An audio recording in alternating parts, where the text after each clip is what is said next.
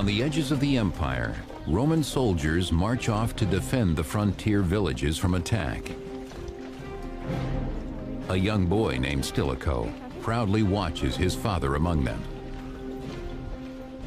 Stilicho was the child of a mixed marriage, as it were. He had a Vandal father but a Roman mother, and this meant that he grew up in a sort of context that was half barbarian and half Roman. This was not atypical of people in this period, and above all, of people who were associated with the army. Stilicho dreams of becoming a soldier like his barbarian father, fighting to protect the great empire. By this time, a sizable percentage of the officer corps was of what you might call barbarian ancestry. These are men who were recruited, worked their way up the ranks. The next generation, they become the generals. As ever fiercer tribes invade the empire, Rome's dependence on barbarian mercenaries grows by the day.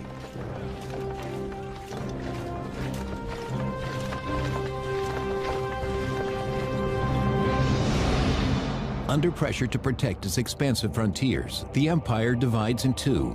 The west is defended by Emperor Valentinian in Rome, while Emperor Valens defends the east in Constantinople. But Valens is challenged in 378 AD when a savage enemy attacks the city of Adrianople.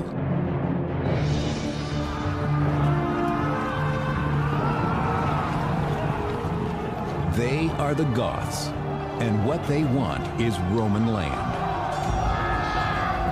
They intend to destroy the Roman forces with muscle, steel, and fire, knowing the heavily armored Romans will quickly feel the heat as the battlefield burns. The Goths were far more numerous, and they had a lot to fight for. They'd been badly treated by the Romans, they'd been sold into slavery, they really had nothing to lose.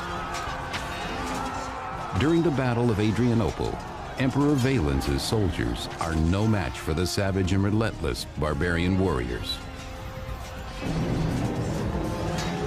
They attack, and everybody is pushed to the right. The Romans always edge to the right anyway, because you want to keep that right shoulder under the shield of the guy next to you. Now this is accelerated. Everybody compacts around the emperor because he's on the far right, the point of honor, and his men won't move. So we have this acceleration, this compactor process.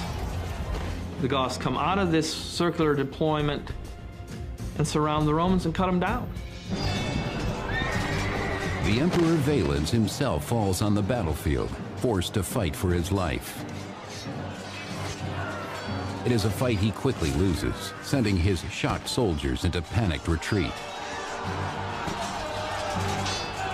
When an ancient army breaks, mass slaughter always ensues. What made Adrianople even worse was that the Roman army was partly surrounded, and not everybody could run, so that in their haste to get away, Roman soldiers ended up killing one another, trampling on one another, and suffocating to death, simply in the vast confusion.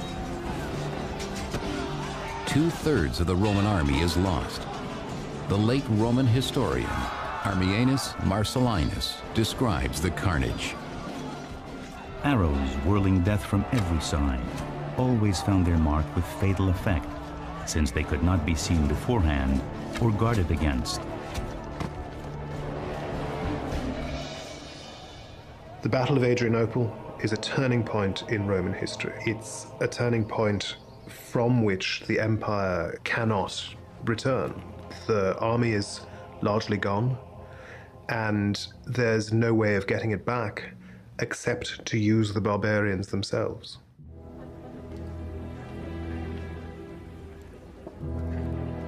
The new Eastern Emperor, Theodosius, does just that. He invites the Goths to a banquet, offering them land in exchange for military service. At his side is Stilicho, now a Roman general in his early 20s. Stilicho was half a barbarian, as it were. He was half Vandal, half Roman. And as is typical for so many of these kinds of guys, he worked his way up through the army. Emperor Theodosius, relies on Stilicho to handle negotiations with the Goths, whom he plans to use as mercenaries. The conditions that the Goths achieve from Theodosius are highly unusual because it puts them in a stronger position than they might have expected. The most important thing is that they're not broken up. The Goths who have been fighting Theodosius are all settled in one place. And they're settled in one place without being put under Roman control. Stilicho brokers the deal. In exchange for this land, the entire Gothic force agrees to fight as soldiers in Theodosius's army. Though Stilicho is himself a half-barbarian, Theodosius trusts him like a son and has no doubts. Stilicho was very good at what he did. He distinguished himself. He came to the attention of the emperor. And so as he worked his way through, he got higher and higher and was in command of a large contingent of Theodosius's army. But Stilicho's position does not make him next in line to rule.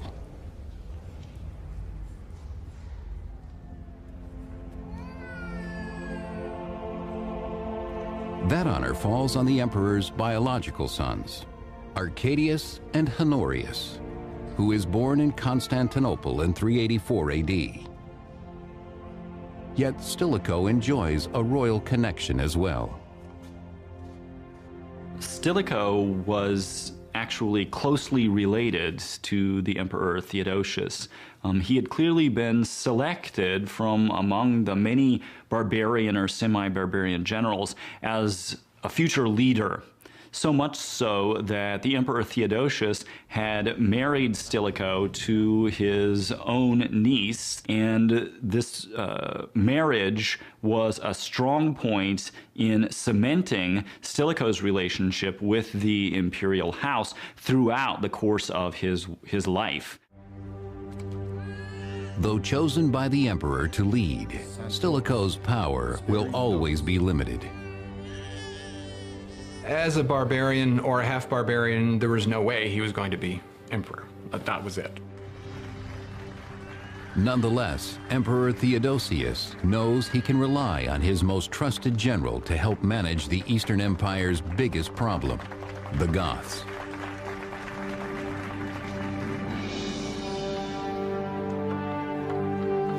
To solidify Emperor Theodosius's new treaty, Gothic boys are sent to training camps to be instructed in Roman military ways.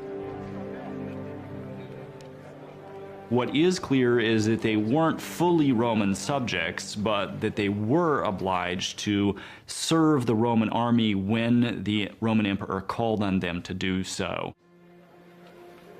As Theodosius's right-hand man, Stilicho ensures the young Goths are well-trained and loyal.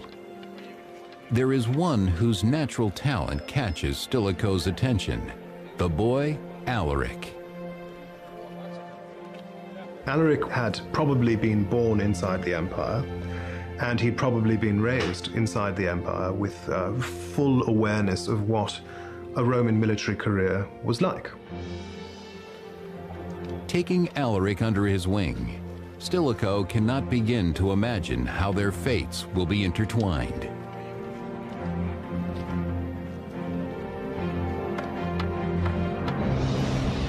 Over the next decade, the Eastern Empire grows stronger under the combined rule of Stilicho and Emperor Theodosius.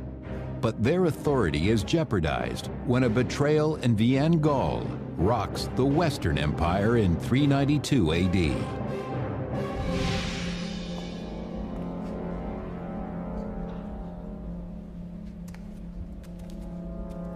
While sleeping in his palace, the Western Emperor Valentinian II is murdered by his barbarian guardian Arbogast, who then disguises the death as a suicide.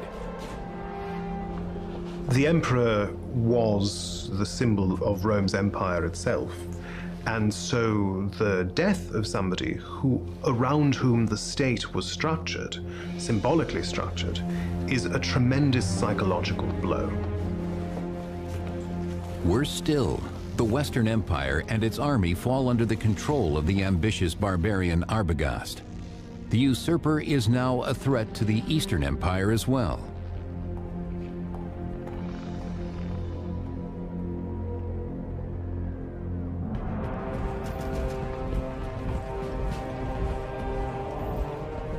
Without delay, the Eastern Emperor Theodosius leads his army westward to confront the usurper. He calls upon his trusted general Stilicho to prepare the troops for battle. Stilicho was the master of the soldiers in Thrace and was in command of a large contingent of Theodosius's army at the time. Stilicho recruits the young Alaric, now a full-grown Gothic chieftain, and his tribesmen to fight alongside the Romans. By now, about a quarter of the Roman army is made up of barbarian mercenaries.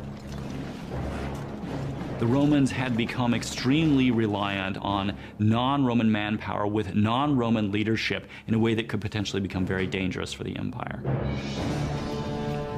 Emperor Theodosius recognizes this danger, but he has devised a plan to destroy the usurper Arbogast and weaken the Goths in one powerful blow.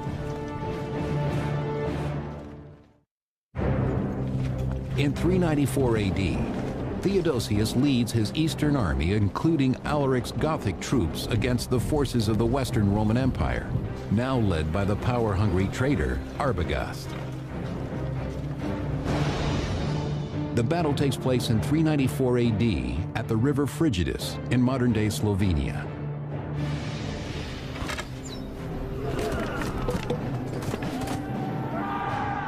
There, confronted with Arbogast's army, Emperor Theodosius orders Alaric and his Goths into battle first, preserving his Roman troops.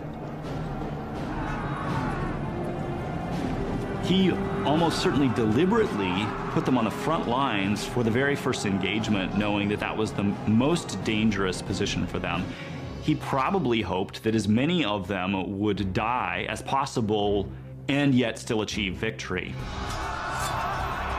The Goths fight for their lives. But Arbogast's forces, hungry for blood and booty, cut them down.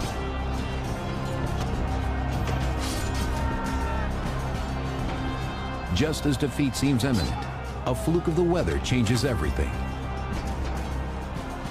It just so happened that the way that the troops were lined up, the winds were blowing very much against the forces of Arbogast and for the forces of Theodosius, so that the projectiles that were shot and thrown on the part of Arbogast's army failed to reach or have any effect on Theodosius's army. With this advantage, Emperor Theodosius defeats Arbogast soundly.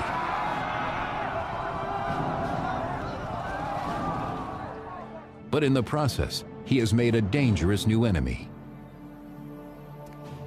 As Alaric searches the bodies of the fallen Goths for survivors, Theodosius's betrayal cuts deep. When the Goths were put on the front lines and used as cannon fodder or missile fodder for the troops of Arbogast, Alaric must have been furious. Never again will Alaric allow his people to be mere casualties of Roman glory.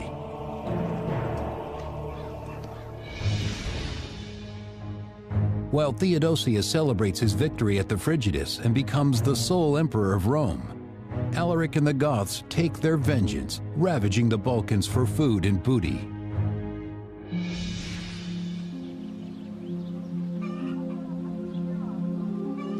There, Roman farmers, unarmed and vulnerable, are completely unprepared for the wrath of the Goths. Their harvest is exactly what Alaric needs. Alaric has nothing now to draw upon to support his people. He does not have access to local taxes. He does not have access to granaries. That means he can't feed his people. Alaric is now determined to feed his people with Roman grain, and the local Roman garrison can do little to stop him.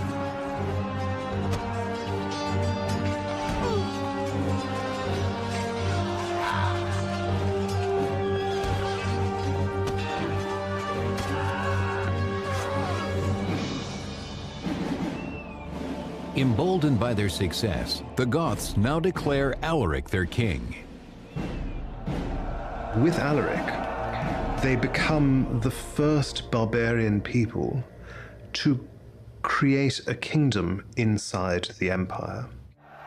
Alaric is very important because what he does is really forge the Goths as a single political unit and really create from a band of soldiers a people. Alaric's Gothic kingdom is unchallenged for now, as the empire faces other, more critical upheavals. In 395 AD, when Emperor Theodosius falls ill and dies, the empire is divided once again. His teenage son Arcadius is made Emperor of the East in Constantinople, and his 10-year-old son Honorius becomes Emperor of the West in Rome.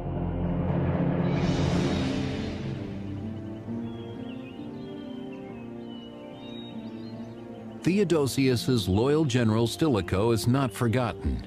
He becomes the boy emperor Honorius's protector and teacher.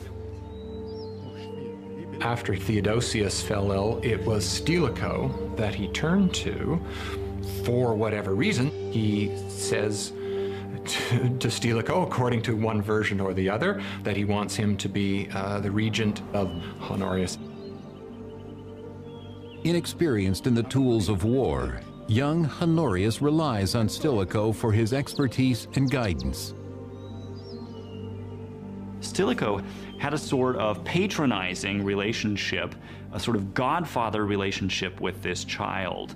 I think Stilicho always saw Honorius as his little kid.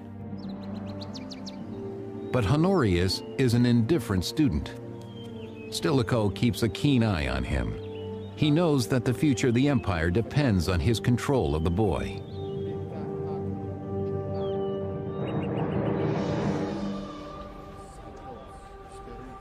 In 397 AD, Stilicho secures his hold on Honorius by marrying the young emperor to his daughter. What he was really interested in is having his grandson be emperor, because he married his first daughter, Maria, to Honorius. So clearly he wanted Honorius's son and his grandson to be emperor. So that would be the only possible way that he could have direct familial influence over the next emperor. The wedding guests are scandalized at the joining of the royal bloodlines with a barbarian. But Stilicho is oblivious to their anger, seeing himself as Roman to the core.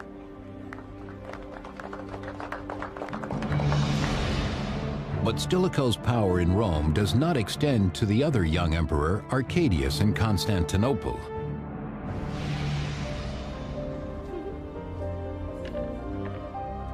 There, the 19-year-old Arcadius enjoys the amusements of the imperial bedchamber, leaving important matters of state to his advisors.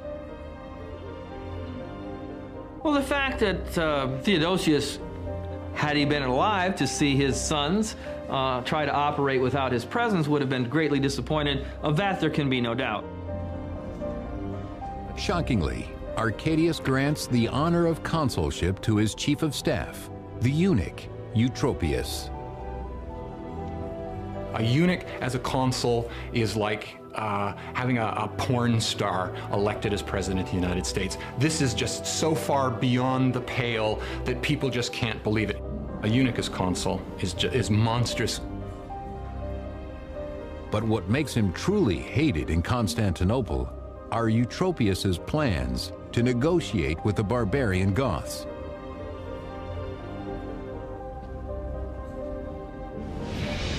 For 3 long years, Alaric and the Goths have raided the Balkans, pressuring Emperor Arcadius in Constantinople to give him the land that his people so badly need.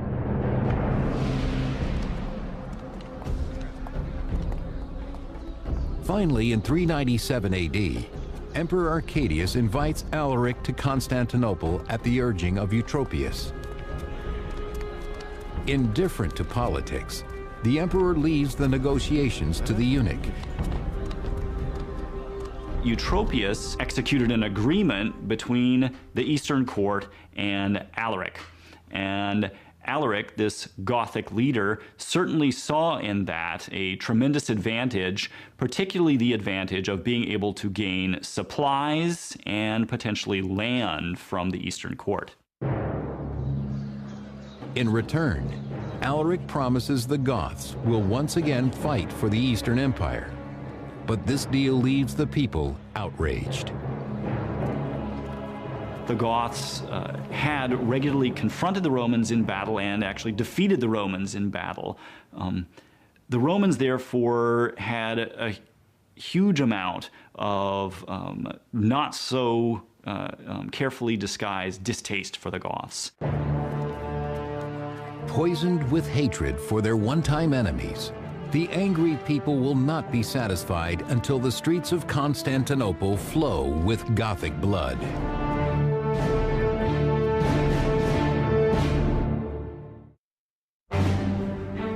In 397 AD, the Eastern Emperor Arcadius, at the urging of his closest advisor, the eunuch Eutropius, makes a treaty with Alaric the Goth. But anti-barbarian prejudice spreads like poison throughout the city.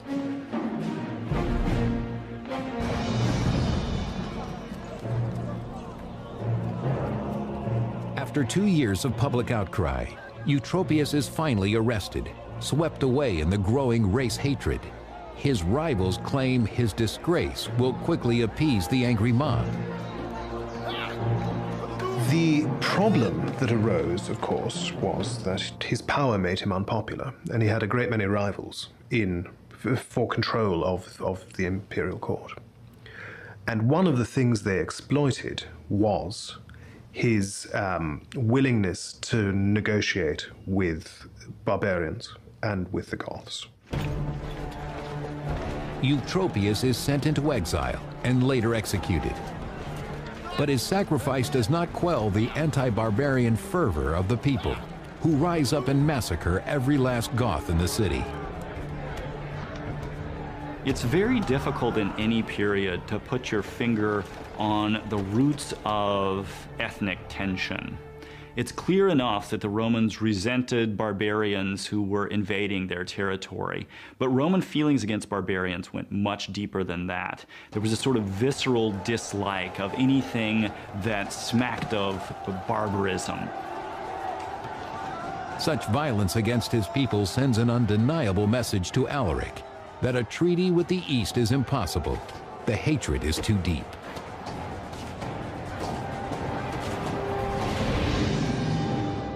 A desperate Alaric takes his people west to Italy, hoping to gain a favorable treaty from General Stilicho instead.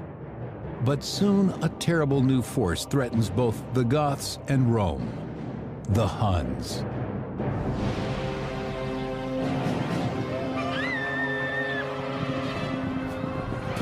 Sweeping into the tribal villages at the margins of the empire, the Huns attack and destroy everything before them. Well, the Huns were moving west. They were looking for greener pastures, as it were. And they're forcing the various Germanic tribes, the nomadic tribes, the settled tribes to move out of their way. The Huns are nasty, they're ruthless, and no one wants to be near them. But to all intents and purposes, they're forcing the others ahead of them like a bow wave in front of a boat. And people are trying to get out of the way. Those who do not flee the savage horsemen are cut down with brutal precision. For the Huns leave no survivors. The Hunnic invasion forces other barbarian tribes deeper into Roman territory. And while Emperor Honorius moves the seat of the Western Empire to the better protected city of Ravenna, the defenseless villages of northern Italy fall prey to the barbarians' devastation.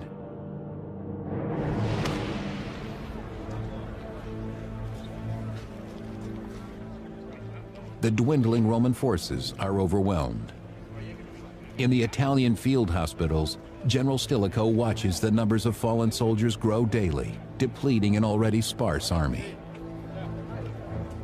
And I think that's one of the main problems that Stilicho faces. He just doesn't have a proper standing army. And it then becomes the major problem of the West. Throughout the 5th century, there isn't a standing army. Something happens, you got to run around, pay guys, gather sort of whatever mercenaries and whatnot you can, and get off to the battlefield as quickly as you can. With each soldier he loses, Stilicho grows more desperate. In order to defend Italy, he needed more troops. And in order to take back the rest of the empire, he needed more troops. And he needed them because much of the Western Empire wasn't under his control. Being half barbarian himself, Stilicho feels his support in the army is waning. Now he has no choice but to turn to the one person who can help him secure more troops: the Gothic king, Alaric.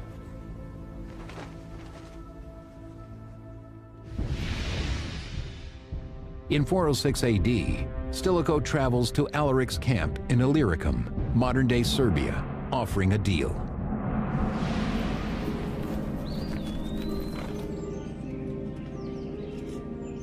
Alaric, eager for a treaty with Rome, welcomes Stilicho to his camp.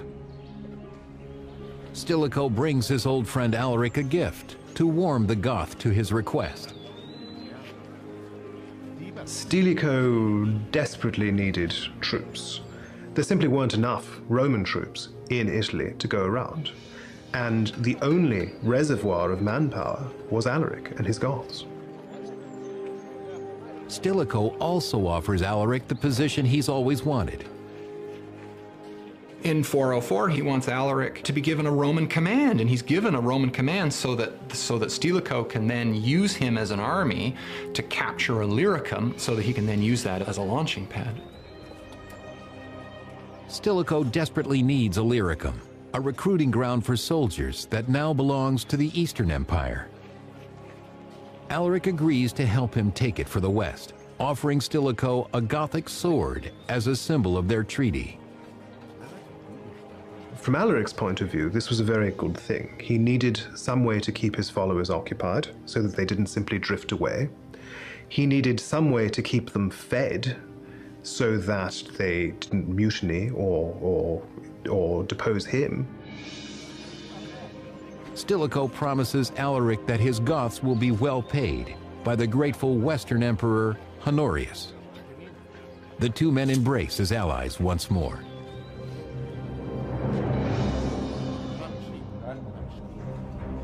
But years go by, and Honorius's court is unwilling to make good on Stilicho's promise to Alaric. Stilicho finds he has lost influence over the young emperor.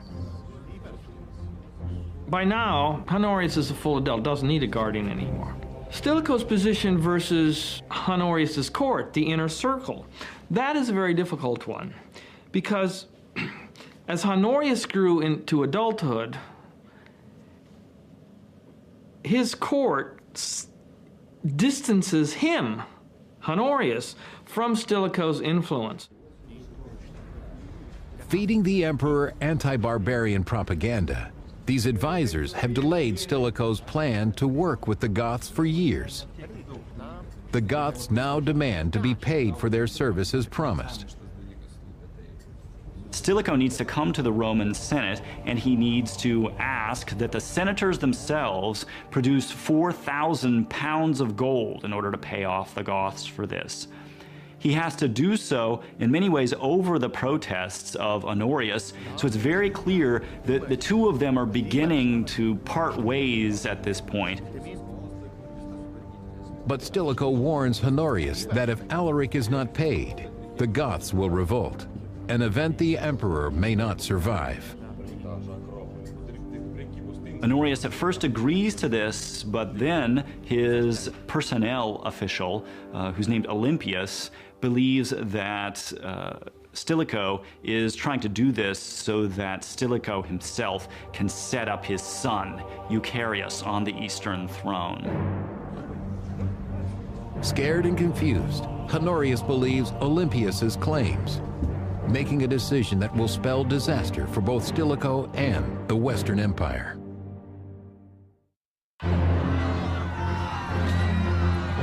Facing barbarian invasions on the frontier, the Roman general Stilicho appeals to Alaric, king of the Goths, for troops. But Emperor Honorius' advisor, the anti-barbarian Olympius, turns the emperor against Stilicho.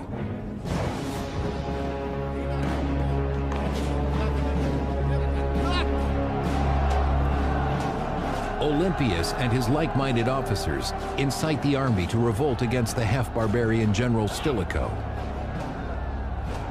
And so Olympius then starts sowing all sorts of rumors amongst the troops as well. The troops riot in August, and they call for the death of Stilicho. Swayed by Olympius' slander, Emperor Honorius responds by issuing a decree against Stilicho. Honorius had many courtiers willing to play upon his fears, to suggest to him that Stilicho was seeking the throne for himself or for his son, and the emperor's mind was really poisoned against Stilicho. Stilicho is himself declared a public enemy, and many of his supporters are massacred in cities throughout Italy.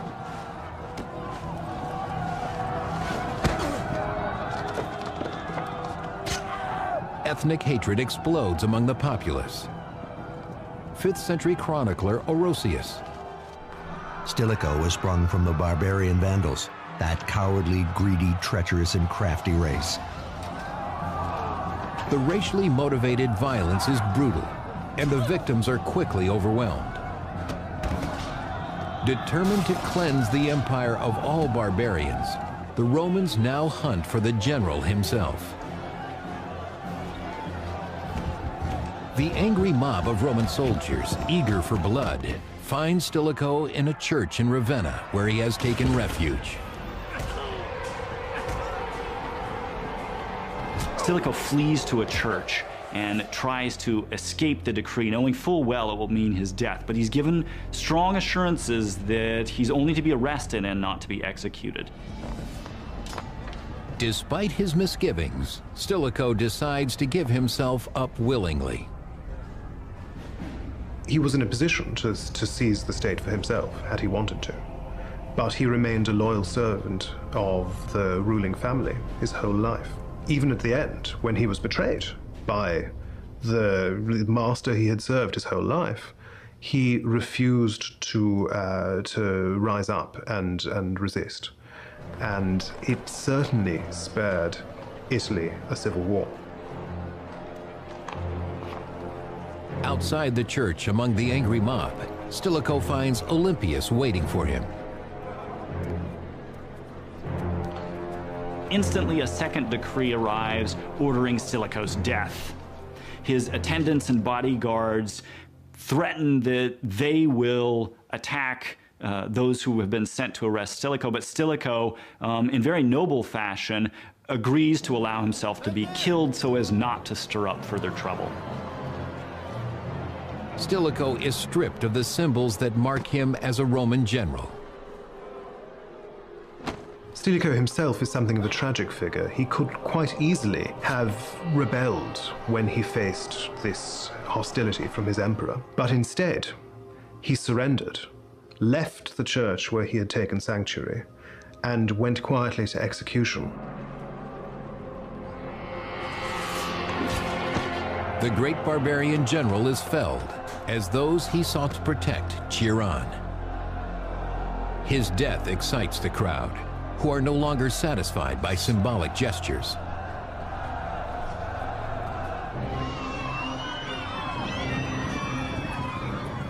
Their hatred of the Goths soon spreads beyond Ravenna to cities throughout Italy. Roman troops attacked any Gothic families, immediately killing as many as 10,000 of them as a response to this anti-barbarian sentiment that had arisen at the end of Stilicho's administration.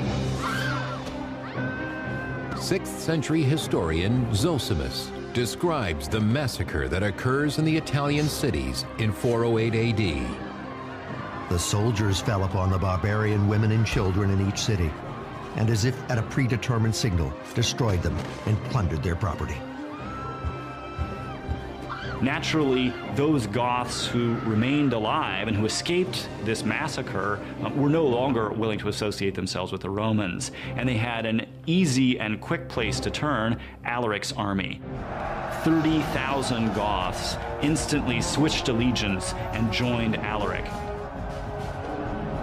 But with Stilicho's death, their treaty with Rome and the money and land it promised them vanish.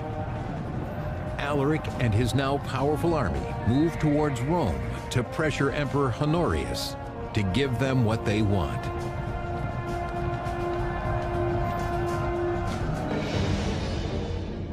Alaric and his tribesmen invade Italy and lay siege to Rome in 410 AD. But Emperor Honorius, safe in Ravenna, refuses to negotiate with the Goths.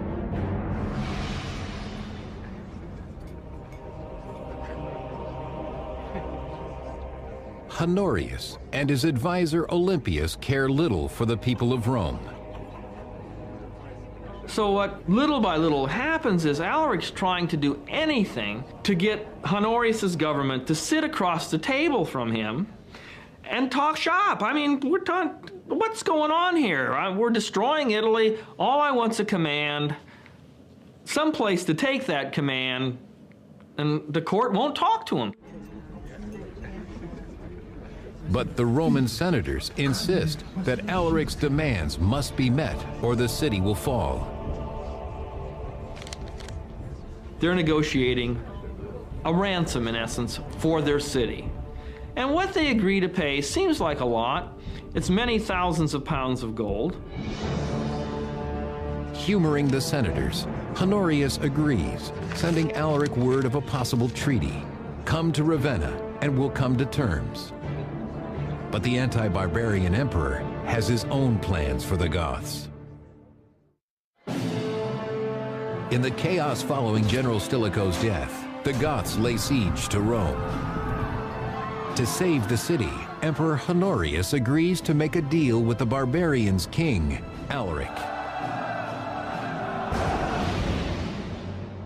Alaric and his troops begin their journey from Rome to Ravenna to meet Honorius for negotiations in good faith.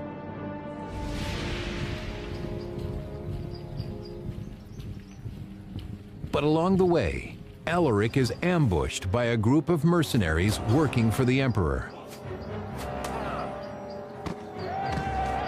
The fact is that over and over again, the Romans display that they're only barely going to tolerate these barbarians, and that whenever possible, they're going to massacre them or put them in harm's way so that they'll be killed.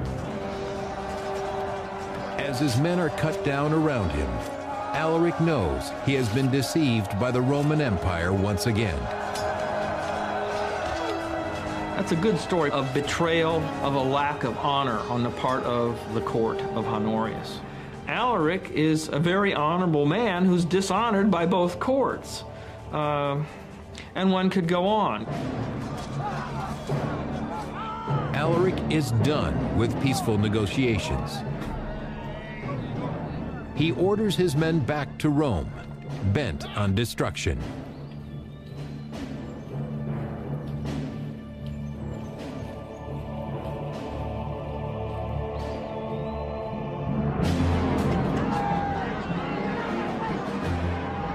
The Goths break through the gates of Rome in 410 AD and at long last enter the ancient Roman capital. For the first time in 800 years, the great city is sacked. It's important to realize that Alaric didn't want to sack Rome, and he did not want his army to sack the city. It was a decision made out of frustration at the fact that really 2 years' worth of negotiation had failed to get him anything that he wanted. And in the end, he saw no other way forward but to allow his army to sack Rome. Unlike the Romans, who so recently slaughtered thousands of Goth women and children, Alaric orders his soldiers to show restraint. Alaric clearly did his best to stop his troops from indiscriminately killing people or seizing captives. Nonetheless, For 3 days, the Goths plunder the riches of Rome, taking all they can carry.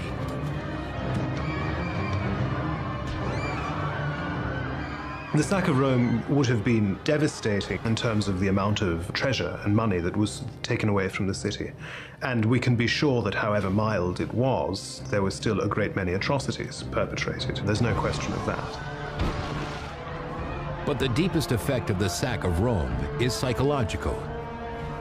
A former citizen of Rome, Saint Jerome, writes mournfully about the devastated city. My voice sticks in my throat, and as I dictate, sobs choke my speech. The city which had conquered the whole world was itself conquered.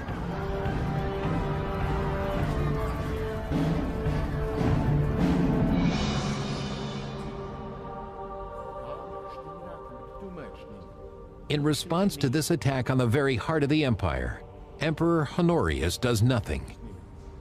It becomes clear that Stilicho's death has robbed the empire of its last great leader.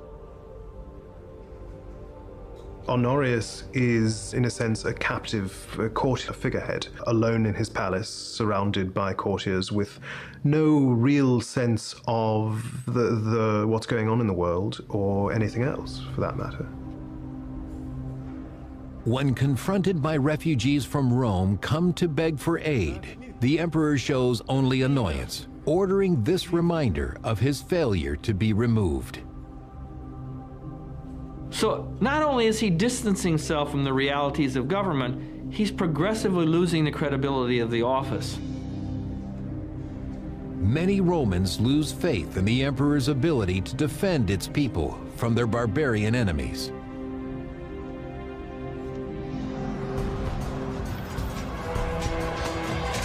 Their fears will be justified.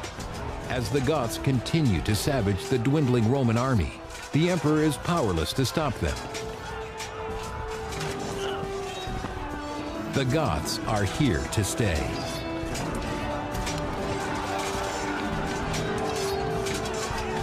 The Gothic kingdom that grows out of Alaric's following is the first real successor to Rome in the West.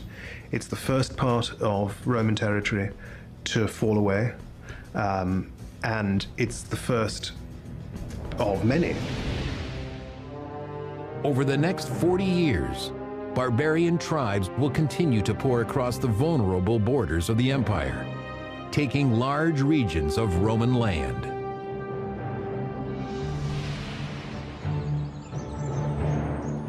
These losses and the fading of the empire were foreseen by General Stilicho, who tried desperately to stop them, only to earn his own execution.